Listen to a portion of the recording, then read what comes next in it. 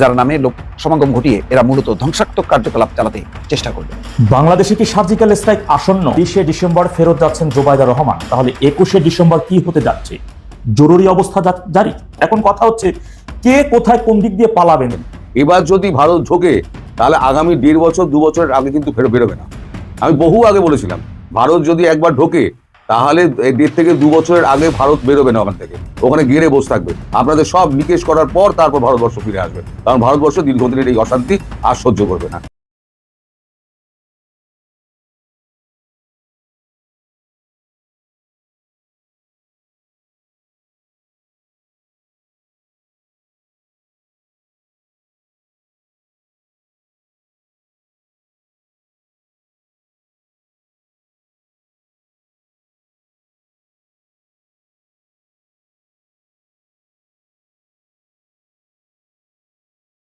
বাংলাদেশে কি surgical strike আসন্ন? আগামী 20শে ডিসেম্বর ফেরত যাচ্ছেন জোবাইদা রহমান, তাহলে 21শে ডিসেম্বর কি হতে যাচ্ছে? জরুরি অবস্থা জারি। কিছু কিছু সূত্রের মারফত জানতে পারলাম বাংলাদেশে বিভিন্ন শিল্প প্রতিষ্ঠানে বা শিল্প কারখানা ব্যবসায়ী যে সকল ভারতীয়রা রয়েছে তাদেরকে নাকি তাদের দেশে ফেরত যাওয়ার কথা বলা হয়েছে, মানে শুনেছেন, জানি না এখন পর্যন্ত। তাহলে 21শে ডিসেম্বর বাংলাদেশে বা তার কখনো এখন যদি দক্ষিণ এশিয়ার কোনো দেশ সার্জিক্যাল স্ট্রাইক শুরু করে তাহলে সেটা আমার মনে হয় না যে কোনো অপরাধের কিছু হবে। এখন কথা হচ্ছে কে কোথায় কোন দিক দিয়ে পালাবেন, চিন্তা ভাবনা কি কিছু করেছেন?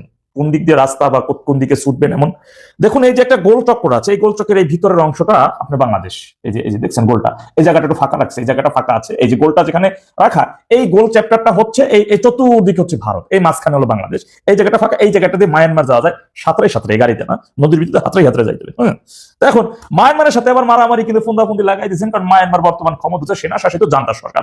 অন্যদিকে সেই জান্তা সরকারকে অ্যাটাক করার জন্য মায়ানমারের যে রাখাইনের রোহিঙ্গা বা আরাকান আর্মি, সেই দেশে যারা কি বলে রাষ্ট্রদ্রোহী যাদের বিরুদ্ধে অভিযোগ রয়েছে তাদেরকে আবার ডেভিল ইনুস সরকার বা এই দেশেরই জঙ্গিরা তাদেরকে আশ্রয় দেওয়া, মানে তাদের অস্ত্রের ঝনঝনীয় অস্ত্রের সহযোগিতা করা, ট্রেনিং দেওয়া। এবং কিছুদিন আগেও দেখলাম যে কক্সবাজারে তাদের যে উপরে বুট শুট যে পরে অস্ত্র রাখা যেগুলো ওটি, এইগুলো সহ 1600 সহ ধরা পড়ছে একটা ট্রাক, এই আশ্রয় দেওয়া। এখন কোন দিক দিয়ে যাবেন? সম্প্রতি সময় গতকালকে পুরো দেশ জুড়ে যেভাবে বাংলাদেশে ভারতের হাই কমিশনে অ্যাটাক করা, ভারতের 7 সিস্টার নিয়ে হুমকি, ভারত রাষ্ট্রকে নিয়ে হুমকি, ভারতের রানিং প্রধানমন্ত্রীকে নিয়ে যেভাবে হেয় প্রতিপন্ন অপমানজনক ভাবে কথা বলা, গতকালকে ময়মনসিংহ একজন হিন্দু মানুষকে প্রথমে তাকে ভারতীয় নাগরিক বা ভারতীয় দালাল বা ভারতীয় ব্যক্তি আখ্যায়িত করে হিন্দু বলে, এই কারণেই, শুধুমাত্র হিন্দুর কারণে, সংখ্যালঘুর কারণে তাকে নির্মমভাবে মৃত্যুবরণ করতে হয়েছে। তাকে পিটিয়ে হত্যা করার পরবর্তী যখন দেখছে সে মারা গেছে, তখন সেখানে বলা হয়েছে সে ধর্ম অবমাননা করেছে।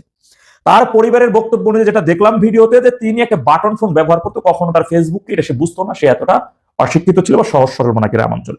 তো সে তো কি বলে ধর্ম অবমাননা করেছে, কি করেছে, কি বলেছে, কোন কর্মকাণ্ডের মধ্যে দিয়ে ধর্ম অবমাননা আসছে, এই জিনিসটা এখন মধ্যে কেউ কি জানতে পেরেছেন বা জেনেছেন? একজন মানুষকে নির্মম ভাবে, শুধু হিন্দু বলে তাকে নির্মম ভাবে পিটিয়ে হত্যা করার পরে তাকে রশিতে ঝুলিয়ে আগুন দিয়ে পুড়িয়ে মারা হলো। এখন এই অবস্থার পরে এবং হাই কমিশন অফিসে অ্যাটাক করে, এখন ভারত সহ বা আদার্স দক্ষিণ এশিয়ার কোন দেশ যদি ভারতে এই যে সন্ত্রাসী জঙ্গিবাদ এবং এই চরমপন্থী কট্টরপন্থীদের বিরুদ্ধে যদি কোনো সার্জিক্যাল স্ট্রাইক পরিচালনা করে, আমার মতে, আমার ছোট্ট জ্ঞানে, সেটা কোনো অপরাধের হবে না। কেননা সেই দেশে যে সন্ত্রাসবাদী হয়েছে, আজকে তো ইউক্রেনে যে রাশিয়া যেভাবে অভিযান কেন চালাচ্ছে, সন্ত্রাসবাদের জন্য না, দখল বা সেই দেশের সন্ত্রাসীদের বিরুদ্ধে না।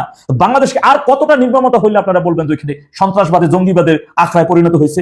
ডেভিল ইনুস হাতে গোনা 10-15 জন মানুষের সাথে নিয়ে এই স্বাধীনতা বিরোধী, এই টিটিপির জঙ্গি এবং সন্ত্রাসী, এদের মাধ্যমে মূলত আজকে পুরো দেশটাকে একটি জাহান্নামের স্বর্গরাজ্য, জঙ্গিদের, সন্ত্রাসীদের স্বর্গরাজ্যে পরিণত করেছে ডেভিল ইনুস।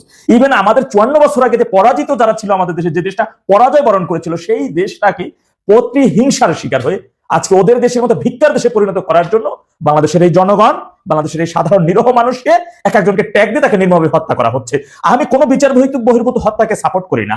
হাদির কি শুধু পরিবার আছে? হাদির মা বাবা, তার জীবন আছে, আর কারো জীবন নাই, আর কারো পরিবার নেই, মা বাবা নাই। আজকে হাদির জন্য যেভাবে আপনারা কান্নাকাটি করে পত্রিকা, বাংলাদেশের সুনামধন্য পত্রিকা দুইটাকে আগুন ধরিয়ে পুড়িয়ে দেওয়া হলো, একজন জলজন্ত মানুষকে পিটিয়ে হত্যা করার পরে তাকে আগুন ধরিয়ে দেওয়া হলো, তার পরিবারের কথা কেউ কি একবার চিন্তা করেছেন? কই, সে কি মানুষ না?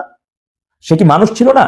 আজকে দেখুন ডেভিল ইনুস কতটা জঘন্য নিকৃষ্টতম ব্যক্তি। সে বলতেছে প্রথম আলো এবং ডেইলি স্টার পত্রিকার পাশে সরকার আছে, কিন্তু একজন যারা নাশকতা করেছে, লুট করেছে, আগুন ধরেছে, অগ্নি সন্ত্রাস করেছে, যারা ময়মনসিংহের মানুষটা হিন্দু ভাইটাকে যারা নির্মমভাবে হত্যা করছে, কাউকে গ্রেপ্তারের বিষয়ে কোনো কথা বলেছে, কোনো নির্দেশনা দিয়েছে?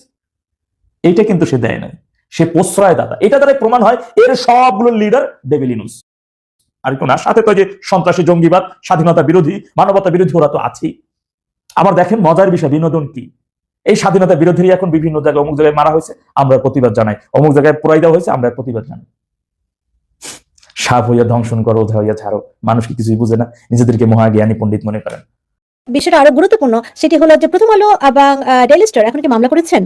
কেন এখন পর্যন্ত ডেইলি স্টার বা প্রথম আলো থেকে মামলা করা হলো না, করা গেল না? এই যে সবগুলো বিষয়, হাদির উপর আক্রমণ, তাকে হত্যা করা, এবং এখন মিডিয়া হাউসগুলোতে আক্রমণ সহ সাংস্কৃতিক সংগঠন সহ আক্রমণ, এই ধারা অব্যাহত রাখবে কি? আসলে নির্বাচনকে কেন্দ্র করে চলবে কিনা, বা নির্বাচন পিছিয়ে দেওয়া, নির্বাচন বানচাল করার ক্ষেত্রে এগুলো কোনো ভূমিকা রাখছে কিনা? স্পষ্টত দেখুন, এখন সরকারের কোনো সদিচ্ছা আমরা দেখিনি হাদির হত্যাকারীকে খুঁজে বের করা বা সেই বিষয়ে তাগাদাও আমরা দেখিনি।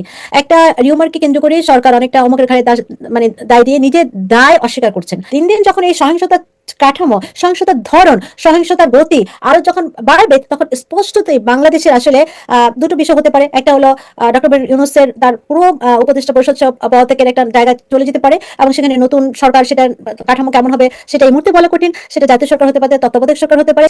সরকার সবাইকে সতর্ক থাকতে বলছেন এবং পরবর্তীতে বলছেন সবাইকে সতর্ক থাকার জন্য। তাহলে সরকারের কাজটা কি আসলে? এখন আমি এই প্রথম আলো আচ্ছা, আমি একটু প্রশ্ন করছি, এই প্রথম আলো এবং ডেইলি স্টার তো হাদির মানে হাদি আহত হওয়ার পর থেকে তার সমর্থনে কথা বলছিল, শুধু হাদির সমর্থনে নয়, ডক্টর ইউনূস সরকারকে সর্বাত্মক সমর্থন দিয়ে যাচ্ছিল। এবং এই সরকার তো টিকে আছে যারা অভ্যুত্থান করেছে, অভ্যুত্থানের নায়কদের উপরে, বা এই যে জুলাই যোদ্ধা যারা রয়েছেন তাদের উপরে নির্ভর করি, তাদের পক্ষে কথা বলে আসছিল ডেইলি স্টার এবং প্রথম আলো। সেই ডেইলি স্টার এবং প্রথম আলোকেই কেন আপনি বলছেন যে, এবং আমরা মনে করি অন্য গণমাধ্যমও টার্গেটেড হবে আজকাল, সেই যখনই হোক না কেন, কিন্তু প্রথমেই তাদের উপর কেন টার্গেট করা হলো? এখানে আরেকটি বিষয় খুব স্পষ্টভাবে হাজির হওয়ার প্রয়োজন, যেটি আমার কাছে মনে হয় যে আমরা হয়তো অনেকাংশে রাষ্ট্রীয়ভাবে সেগুলোকে অ্যাভয়েড করছি। একটি হলো যে দেখুন, প্রথম আলো এই সরকারকে, সরকারের বিভিন্ন সময় তাদের সহায়তা করেছে, এবং আমরা দেখেছি এর আগে যখন অধ্যাপক মোহাম্মদ ইউনূস এর আগে পদে করতে চেয়েছেন, আমরা দেখেছি ডেইলি স্টারের সম্পাদক মাহফুজ আনাম লিখেছেন, doctor Yunus don't resign, please don't resign, তাকে একভাবে যে আমরা সমর্থন দিব সেটাও ব্যক্ত করা হয়েছে। এখন আমার কাছে দুটো কারণ মনে হচ্ছে। একটি হলো দেখুন, এখানে প্রথম আলো কিন্তু আমরা দেখেছি যে ডিসেম্বরে পুরোটাই মুক্তিযুদ্ধ কেন্দ্রিক অনেক সংবাদ প্রচার করেছে, তারা মুক্তিযুদ্ধের বিষয়টিকে ওন করেছে। এবং দেখুন, এই যে একটা এন্টি ইন্ডিয়া একটা ধোয়া বাংলাদেশ কেন্দ্রিক রাজনীতিতে খুব ক্রমশ, আবার এই যে এটাকে কেন্দ্র করে আবার এখনো এটাই হলো মূল জায়গা, সেখানে কিন্তু এটার মূল জায়গাটা কিন্তু ৭১। এবং স্পষ্ট ভাষায় যারা এই বিষয়গুলো, এই আক্রমণ ঘটাচ্ছে, হামলা ঘটাচ্ছে, তারা সেই গোষ্ঠী, তারা ৭১-এর পরাজিত গোষ্ঠী।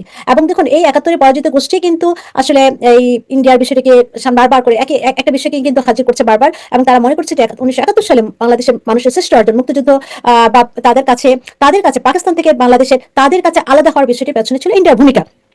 এখন এই জায়গা থেকে যে আপনার প্রথম আলো, ডেইলি স্টার একভাবে এই সরকারকে সমর্থন দিয়েছে, কিন্তু একভাবে তারা মুক্তিযুদ্ধের বিষয় কিন্তু তাদের অবস্থা বিভিন্ন সময় ব্যক্ত করেছে।